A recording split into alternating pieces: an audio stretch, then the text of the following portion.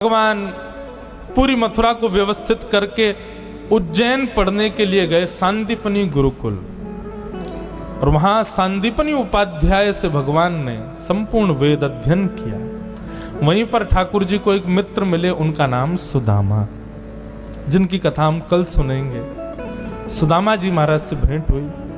ठाकुर जी लौट करके वापस आए। भगवान का मुंडन हो गया था विद्यालय में। चौड़ी चोटी रखी ठाकुर जी ने, बढ़िया लंबी शिखा ठाकुर जी ने धारण की। लौट करके आए। ठाकुर जी अब राजकुमार हैं मथुरा के। ठाकुर जी के चेहरे पर वो नूर नहीं है, वो प्रसन्नता नहीं है। क्यों? ब्रज की बड़ी याद आती है। अपने कक्ष की खिड़की में से केवल वृंदावन को देखते रहते हैं ठाकुर जी। परसों की कह के गए, बरसों हो गए, वृंदावन नहीं गए। आज ठाकुर जी बहुत याद कर रहे थे, और आज ही देवकी मैया ने मन में विचार कियो, मेरो लाला इतना बड़ा होगा, आज तक अपने हाथ से भोजन नहीं पवायो, आज मैं अपने हाथ से पवाऊंगी। बलराम जी से पूछा, लाला को कहा पसंद है, जल्दी बता। बोले मैया लाला को तो एक ही चीज पसंद है। बोले कहा, रोटी के बीच में मक्खन धर दो, वहां मैंने एक मिश्री डाल दो, वो खवाए दो, वही लाला को प्रिय लगे। यशोद आज देवकी मैया ने 56 भोग बनाए, परंतु एक किनारे में माखन मिश्री सजाई के अपने हाथ से लेके जा रही हैं। आज अपने लाला को पहली बार अपने हाथ से प्रसाद पवाने के लिए। लाला चल आजा, मेरे हाथ से प्रसाद पा ले। ठाकुर जी हाथ धो के आए, बैठ गए। देवकी मैया को पूर्ण प्रेम देना चाह रहे हैं ठाकुर जी। देवकी मैया ने जैसे ही थाल सामने रखा, थाल में ठाकुर जी देख रहे हैं कौन कौन सी सब्जी बनी है। अच्छा मैया तेने बनाई? जैसे ही ठाकुर जी की दृष्टि पड़ी माखन पे, नेत्र बंद हो गए। यशोदा मैया की याद फिर आने लगी ठाकुर जी को, अश्रु गिरने लगे। देवकी मैया अपने हाथ में कवल लेके बैठी, बोले लाला मुंह खोल, खवाऊं तो को। ठाकुर जी इतने रोए, रो करके दौड़े और बलराम जी से जाकर के लिपट गए। बलराम जी भी रोने लगे, ठाकुर जी भी रोने लगे,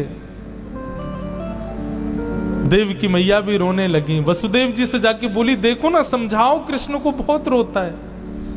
तब वसुदेव जी ने कहा, हमारो इतना अधिकार ना है, हम तो जाने भी ना है कन्हैया को कहा अच्छो लगे, कहा बुरो लगे। अगर कन्हैया को सखा उद्धव जाके समझाएगा तो शायद मान जाए। वसुदेव जी ने उद्धव जी से कहा, तुम कृष्ण को समझाओ ना, बहुत रोता है।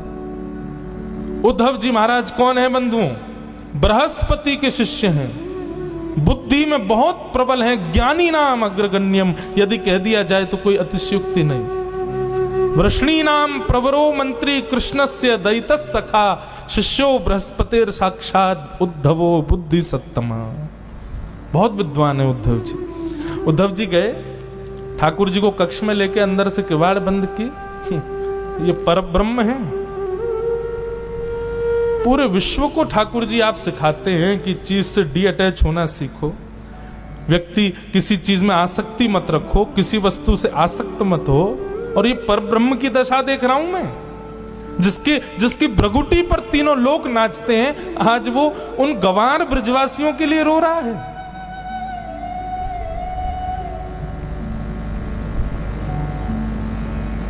ठाकुर जी बोले, उद्धव तुमने कभी प्रेम देखा है अपने जीवन में? उद्धव बोले, अभी अवकाश नहीं मिला, पढ़ने से फुर्सत नहीं मिली।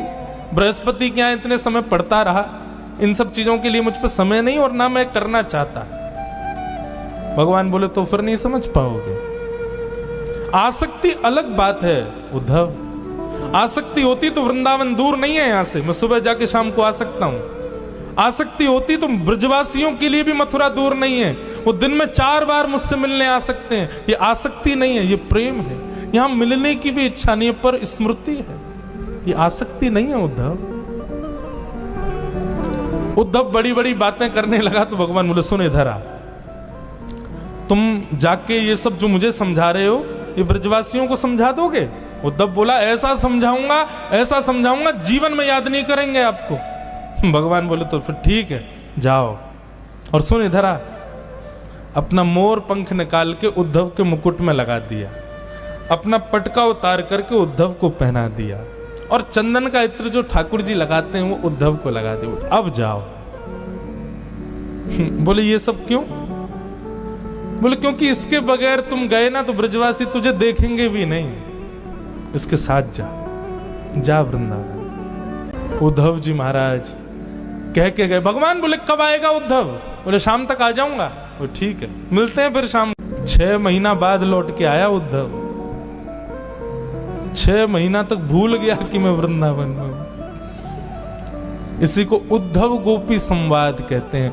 प्रेम की चरमोत्कृष्ट स्थिति है उद्धव गोपी संवाद। उद्धव जी वृंदावन गए। वृंदावन की स्थिति बंधुओं पता है क्या है? हर दिन, जिस दिन से ठाकुर जी गए, हर दिन ब्रजवासी मथुरा के रास्ते को घेर के बैठ जाते हैं और प्रतीक्षा करते हैं कन्हैया आ रहे होगो, हमारो लाला आ रहे होगो, कृष्ण आ रहे होगो। सुबह से दोपहर, दोपहर से शाम, शाम से जैसी रात है जाए। रोते रोते नंद भवन जाते हैं और कहते हैं यशोदा तेरो लाला आज नहीं आयो, आज भी नहीं आयो। परसों की कह के गए हो, दारी को बरसों बीत गए, अभी तक नहीं आयो।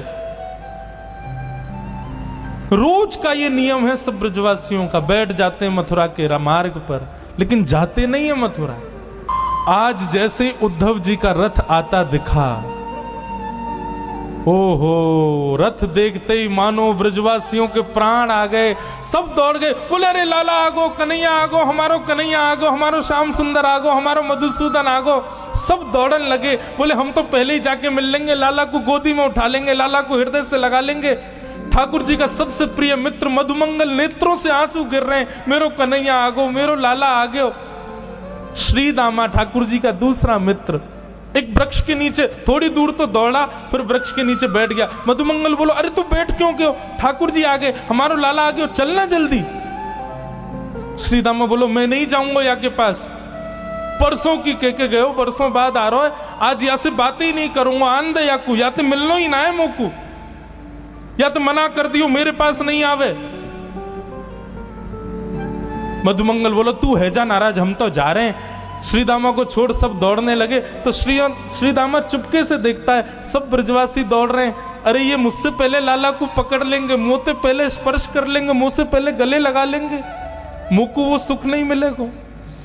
श्री दामा दौड़न लगो। मधुमंगल बोलो अरे अब क्यों दौड़ रहे हो? तू तो मना कर रहा हो ना, नहीं मिलेगा लाला से, फिर क्यों आ गए हो?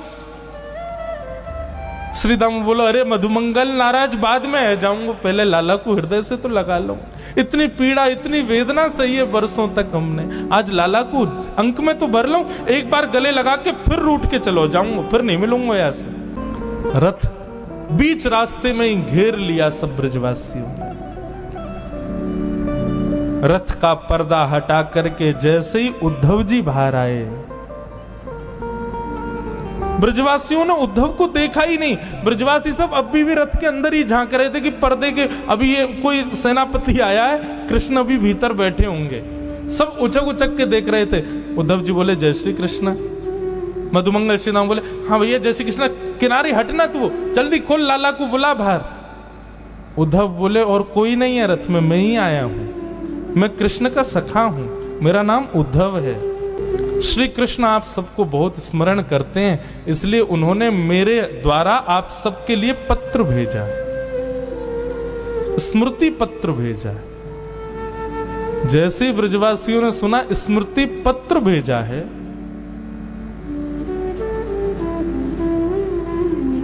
ब्रजवासी बोले वाह कन्हैया वाह, मान गए तेरे प्रेम को। वर्षों तक आयो नहीं, परसों को वादो करके, बरसों बाद याद आई तो सखा भेज दियो स्मृति पत्र के संग।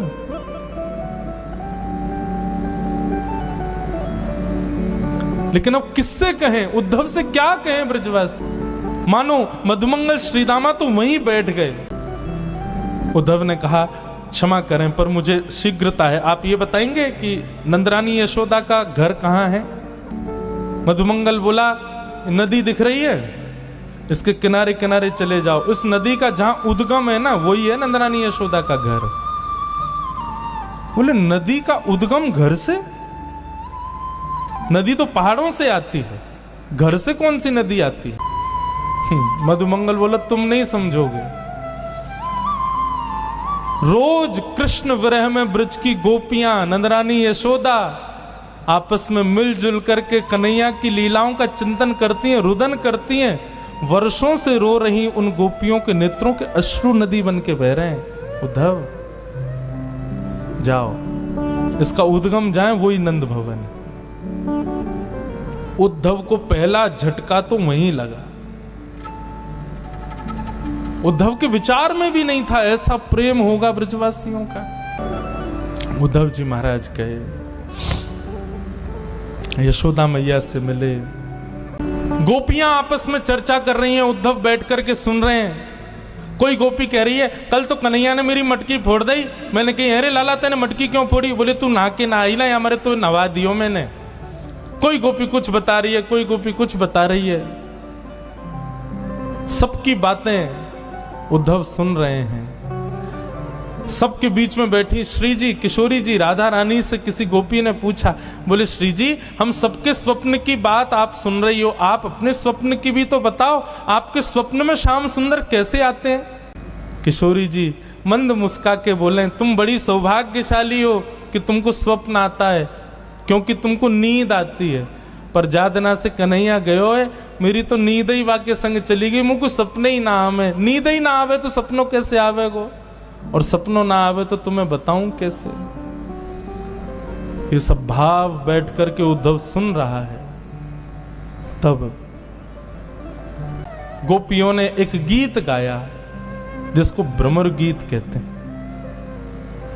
मानो गोपियों को उद्धव दिख गया था कि उद्धव बैठा है, लेकिन सीधे उद्धव से ना कह के एक भौरा उड़ता हुआ आया। तो भौरे को कहते हैं अरे देखो ये काला है, जरूर कृष्ण का मित्र होगा। अब उद्धव को केंद्र में लेकर के गोपियां उस भौरे से बात करती हैं, उसी को भ्रमर गीत कहते हैं। उद्धव जी महाराज गोपियों के चरणों में बैठ करके उनकी प्रेम की चर्चाएं सुन रहे हैं। सुनते सुनते सुनते सुनते 6 महीने बीत गए उद्धव जी को वृंदावन में।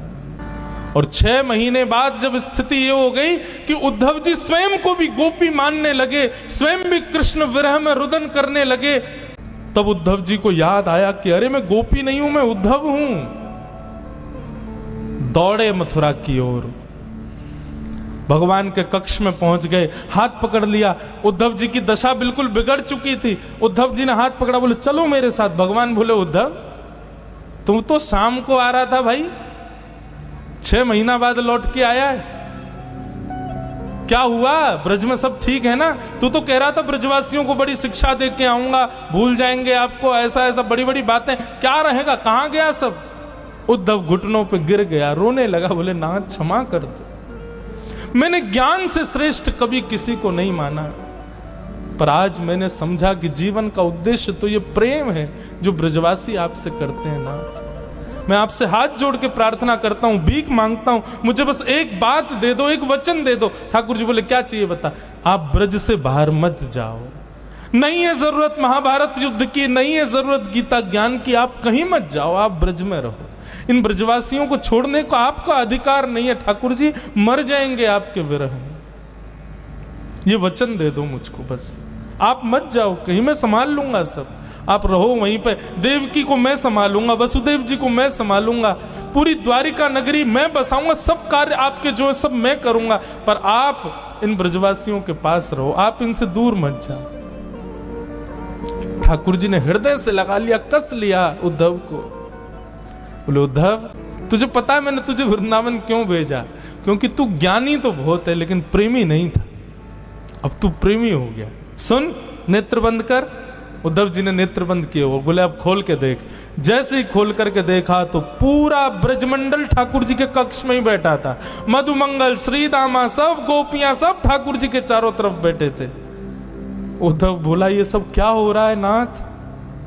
ठाकुर जी बोले ये सब मुझसे दूर कभी नहीं रहते उद्धव, ब्रज सदा मुझ में बसता है और मैं सदा ब्रज में ही, हम कभी अलग नहीं होते। मुझे क्यों भेजा फिर ब्रज? ठाकुर जी बोले केवल प्रेम सिखाने के लिए, क्योंकि आगे की यात्रा में तू मेरे साथ रहने वाला है। तू ज्ञानी तो बहुत है, प्रेमी नहीं है, इसलिए प्रेम पढ़ाने के लिए। बंधुओं, लोग अर्जुन और उद्धव में यदि मुझसे पूछें कि भगवान का प्रिय कौन, उद्धव।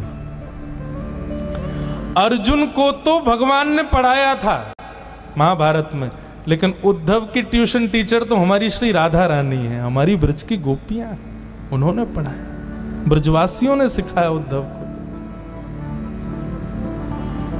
अद्भुत है उद्धव। उद्धव के विषय में भगवान कहते हैं वो मैं ही हूं, वो मुझसे अलग नहीं है। यदि कभी तुमको उद्धव मिल जाए तो यही समझना श्री कृष्ण है, उसको प्रणाम कर लेना। और ये बात कब लागू? वृंदावन से आने के बाद उद्धव का वो निर्माण हुआ। ठाकुर जी कहते हैं मेरा ही स्वरूप, मेरा ही तदन रूप। उद्धव जी महाराज यमुना जी के तट पर गए और अपना आंचल अपने वस्त्र के पल्लू को फैला करके उद्धव जी महाराज विधाता से कहते हैं, हे विधाता,